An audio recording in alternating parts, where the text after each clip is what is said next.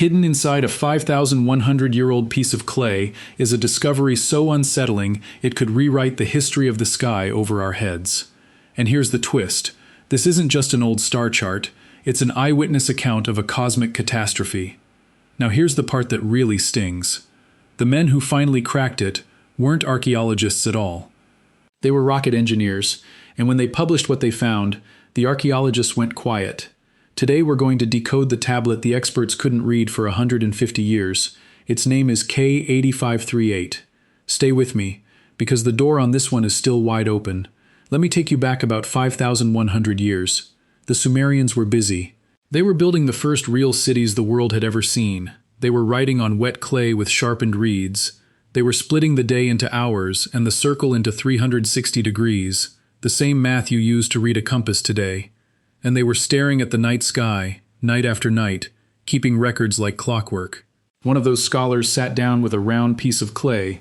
You might think he was drawing a map of Mesopotamia. He wasn't. He was drawing a map of the cosmos. Think about that for a second. 5,000 years ago, a man mapped the stars from memory and measurement. But here's the craziest part. This map is more than a map. It's a witness to something falling out of the sky. To understand how it got to us, you have to go to Nineveh. In the 1840s, a British adventurer named Sir Austin Henry Layard was digging in the mounds near Mosul, in what is now northern Iraq. He wasn't sure what he'd find down there. What he found was a lost empire. Nineveh was the capital of the Neo-Assyrian Empire, and for roughly 50 years it was the largest and wealthiest city on the planet. Kings ruled the known world from behind its walls. One palace alone held more than 70 rooms. And then it all ended. In 612 BC, a coalition of Babylonians, Medes, and Scythians came for it. They laid siege for 3 months. Then the walls came down. Fire tore through the palaces. Timber cracked, roofs collapsed, smoke swallowed the streets, and people screamed as an entire civilization died in a single season of anarchy and mayhem. The greatest city in the world was turned into a burning heap of rubble, and it never recovered. But here's the strange gift buried inside that disaster. Inside those palaces sat the library of King Ashurbanipal. Ashurbanipal ruled from 668 to 627 BC. He was the last great king of Assyria, and unlike almost every other king of his age, he could actually read and write cuneiform himself. He sent scribes across the empire with orders to copy every text they could get their hands on. The result was staggering. More than 30,000 clay tablets and fragments, a hoard of knowledge so vast that people call it the Library of Alexandria, before Alexandria was even founded. And here's the irony that should make the hair stand up on your neck. When the city burned, the fire that destroyed everything else baked those clay tablets harder, like bricks in a kiln, and preserved them. The catastrophe that murdered Nineveh is the only reason we can read a single word of it today. Of course, nothing survived in one clean piece. When Layard's teams hauled the tablets out of the ground, thousands of them were shattered into crumbs. Scholars have spent generations trying to fit the shards back together, like trying to fix Humpty Dumpty with a few million extra pieces and no picture on the box. And what climbed out of that puzzle went from boring to legendary. Most of it was mundane. Receipts, contracts, lists of oxen and casks of wine, ordinary paperwork from a dead empire. Then, in 1872, a self-taught museum assistant named George Smith was reading a fragment and found something else entirely. It was a story about a great flood, a man warned to build a boat, animals loaded aboard, a dove sent out to search for dry land. It was the Epic of Gilgamesh, and its flood account was written down long before the flood story in the Bible. Smith was so overwhelmed that, according to the people in the room, he jumped up and started tearing off his clothes in excitement.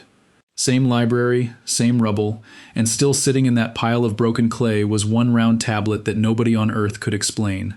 Now let's talk about the object itself, because this is where people get nervous and start assuming it's some internet hoax. So let me be blunt with you. The artifact is very real. It is not a fake.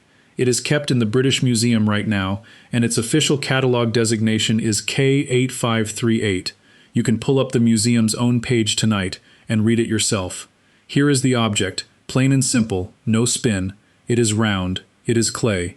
It measures about 14 centimeters across, roughly the size of a saucer, and a little over 3 centimeters thick. It is carved into 8 equal slices, like a pie cut into eighths.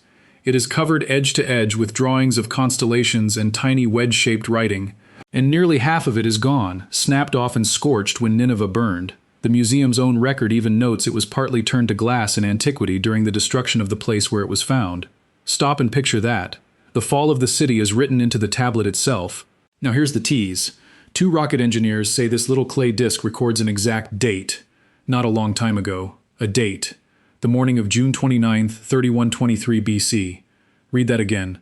A specific dawn, more than 5,000 years back, written down by a man who was actually there to see it. And what did that man see? On his tablet he describes a white stone bowl approaching from the sky. He tracked its path across the stars, and according to the engineers, he measured its trajectory accurate to within a single degree. If NASA could hire using a time machine, this scribe would probably be running the place by next year. But there was a problem, and it was a big one. With nearly 40% of the tablet missing and its meaning locked away in dead symbols, this thing sat in scholarly limbo for over a century. The finest minds in the world picked it up, turned it over, and set it back down. This is the heart of the whole story, so lean in. For a century and a half, credentialed scholars stared at K8538 and admitted defeat. In 1880, 2 of them, Archibald Sayce and Robert Bosanquet, decided it was some kind of astrolabe. In 1912, a scholar named Leonard William King made a careful copy of every symbol but never managed to translate them into plain language. In 1915, a German expert tried to read all 8 sections and threw up his hands, describing the thing as magic. That's the establishment's own word for it. Magic. A shrug dressed up in an academic robe. Then, in 2008, the tablet finally got cracked open. Not by an archaeologist, not by an Assyriologist, by 2 men from the wrong field entirely. Alan Bond, the managing director of Reaction Engines Limited, a rocket propulsion company, a man whose early career was spent calculating the trajectories of missiles and launch vehicles. And Mark Hempsel, senior lecturer in astronautics at Bristol University and a past president of the British Interplanetary Society. Outsiders, engineers, and they did the one thing no scholar had bothered to do. They fed the tablet into modern software that can rebuild the exact night sky of thousands of years ago and simulate the path of a falling object through it. When they finished their simulations, the pair were confronted with an uncomfortable truth. The tablet wasn't a page of random star doodles. Half of it recorded a perfectly normal night, planet positions and cloud cover, the same notes any astronomer would make on any evening, but the other half tracked something enormous, an object large enough that its shape could be made out while it was still up in space. And its path matched, to better than 1 degree, an object coming down over the Alps. Here come the numbers, and they come fast. The object was an Aten-type asteroid, a class that swings in close to Earth's own orbit. It was over 1 kilometer wide. It came in at a brutally shallow angle, just 6 degrees off the ground. It clipped a mountain called Gamskogel, above the town of Langenfeld, about 11 kilometers from its final target, and then it detonated into a fireball roughly 5 kilometers across, the size of a small town hanging in the air, before slamming into a place called Köfels in Austria. Now, you might be thinking the obvious skeptic's question. If a mile-wide rock hit Austria, where's the crater? Great question, and the engineers answer it with plain physics. Picture skipping a flat stone across a pond. Throw it straight down and it punches a hole. Throw it at a shallow angle and it skims, skips, and shatters across the surface. That 6-degree angle meant the asteroid never hit the ground as a solid object. It grazed the mountain, blew apart in the air, and roared down the valley as a fireball. When it finally struck, it wasn't a cannonball anymore. It was a wall of superheated pressure. And that pressure pulverized the mountainside into the Köfels landslide, a debris field 500 meters thick and 5 kilometers wide, one of the largest of its kind anywhere in the Alps. No solid impact, no neat round crater, just a scar the size of a city. And if you think a shallow airburst can't do real damage, remember the meteor that blew up over Chelyabinsk, Russia in 2013. Everybody caught it on their dash cams. It never even touched the ground, and the shockwave still damaged more than 7,000 buildings across 6 cities and injured nearly 1,500 people, most of them cut by flying window glass. Now, scale that little rock up to a full mile across. So there it is, a 5,000-year-old eyewitness report of a cosmic catastrophe, decoded by 2 outsiders using spacecraft software. You'd think the world of academia would throw a parade. Instead, the establishment did what it does best. It circled the wagons. Here's the case they made against it, and I'll give it to you straight, because you deserve the facts and not a sales pitch. Geologists have dated the Köfels landslide using radiocarbon on wood buried beneath the debris. Their number comes out to roughly 9,800 years ago. A 2015 study in the journal Geomorphology tightened that window to between 9,527 and 9,498 years before present, around 4,000 years older than the engineer's date. Checkmate, right? Hold that thought. On top of the dating, mainstream Assyriologists and the British Museum itself say the tablet isn't an impact report at all. The museum's official catalog calls K8538 a planisphere, a conventional star chart, and dates its sky to the night of January 3rd to 4th, 650 BC, over Nineveh. And in 2009, a review in the Skeptic magazine tore the engineer's book apart, concluding they had latched onto a cool idea and worked backwards to make the evidence fit. Sounds airtight, doesn't it? Except it isn't, and here's where you need to watch closely. Hempsell fired back with a pointed argument. Köfels is a site of, in his words, extreme changes caused to rock, a place where a fireball detonated and cooked the very stone. He argued that this kind of violence can contaminate the exact samples used for dating, which is precisely why, he said, the site had been erroneously dated. In other words, the tidy number the establishment keeps waving around might be measuring damaged, altered material. Now here's the honest truth, and I will not sell you 1 inch past what the evidence allows. Nobody has proven this impact happened. That case is not closed in the engineer's favor, and anyone who tells you otherwise is lying to you. But here is the thing that should genuinely bother you.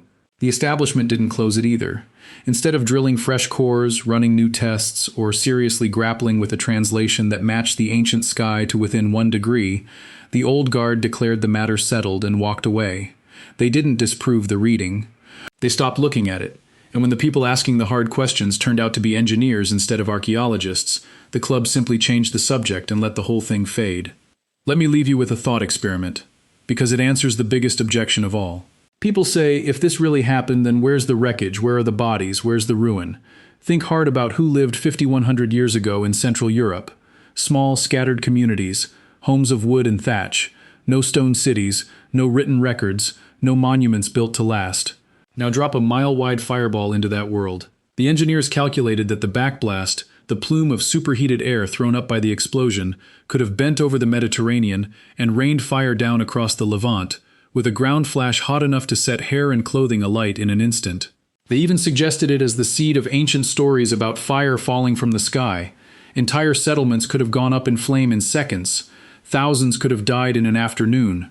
Wooden villages leave nothing behind but a smear of ash, and ash blows away over 5,000 years. And today, nobody would know it ever happened. Nobody, that is, except one man. A lonely scribe, sitting up in a Sumerian tower before dawn, who looked up, saw a white stone bowl falling out of the sky, carefully wrote down where it went, and then, like it was just another Tuesday, went right back to recording the clouds. So here is where we actually stand, once you strip away all the noise. The tablet is real. It sits in the British Museum at this very moment, catalog number K8538. The ancient astronomer's precision is real, matching the sky to within a single degree. The engineer's reconstruction is real, run on the same kind of software that guides spacecraft. What's still unresolved is the meaning, and that is the honest answer, no more and no less. But make no mistake about who dropped the ball here. The establishment never disproved the reading, they just stopped investigating and called it a day. The debate isn't dead, it's alive, sitting quietly on a museum shelf, waiting for someone with the nerve to pick it back up and finish the job. The door is open, it was always open. And the men who pushed it open were told, very politely, to go back to building their rockets. Thanks for watching. Which ancient civilization do you think had the most advanced astronomical knowledge? Let me know in the comments, and be sure to hit that subscribe button if you haven't already. See you tomorrow. Bye.